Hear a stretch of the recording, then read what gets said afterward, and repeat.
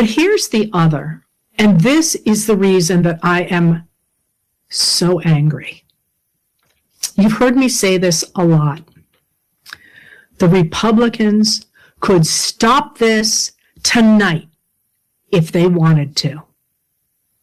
Elected Republicans could stop this tonight if they wanted to. And here's the thing. You know how many Republicans that would take? 16 Republicans. 16 Republicans voting with the Democrats. This is a country of 340 million people. 16 people could stop this. And you could actually impeach and remove Trump with 23. 23 people could stop this if they wanted to.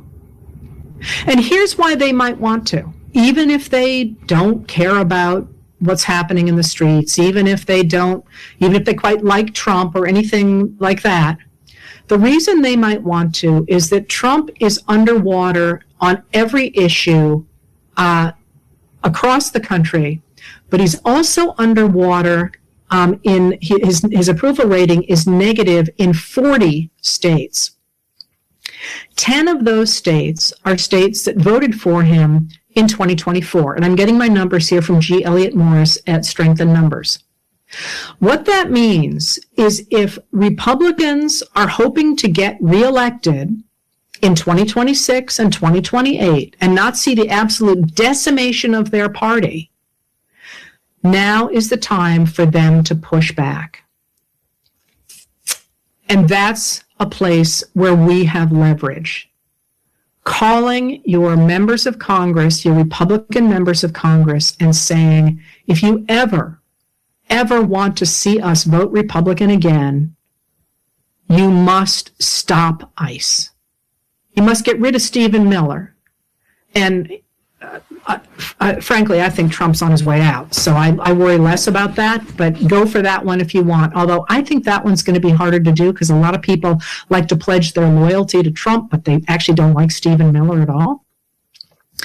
This is the time to really ratchet up the pressure on Republicans, because that's the only piece of this equation that can do anything right now. You can scream at Democrats all you want, but they don't have the votes. There aren't enough of them. Enough Republicans say it's time we stop this, because this can't go on for another 3 years. And retain American democracy. We're going to lose it. Now is the time for Republicans to understand that they must choose between American democracy and a regime that is destroying it. It is worth noting that in the demands that Attorney General Pam Bondi has given to Tim Walz, the governor of Minnesota, is a demand that he hand over the voting lists of voters in Minnesota, and he is refusing to do so. It seems pretty clear Trump is trying to rig the 2026 election, determined to stay in power, because these thugs all know now that if the Trump administration loses power, they are going to face the law. And none of them want to do that. So this is going to get worse before it gets better.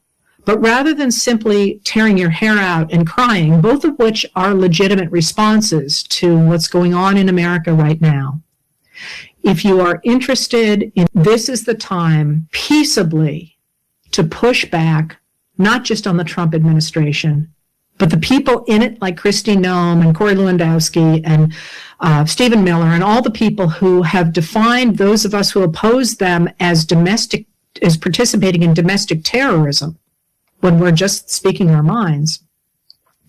But also to remind the Republicans in office that this is make or break time for them. They can side with the American people. They can side with our communities. They can side with the Constitution and the Bill of Rights. They can side with, Teddy Roosevelt and Fannie Lou Hamer and Sitting Bull and Abraham Lincoln and, George Washington and Thomas Jefferson, or they can side with Stephen Miller the neo-Nazis, the KKK, and those people who are trying to turn this country into a fascist state. Now is the time for choosing.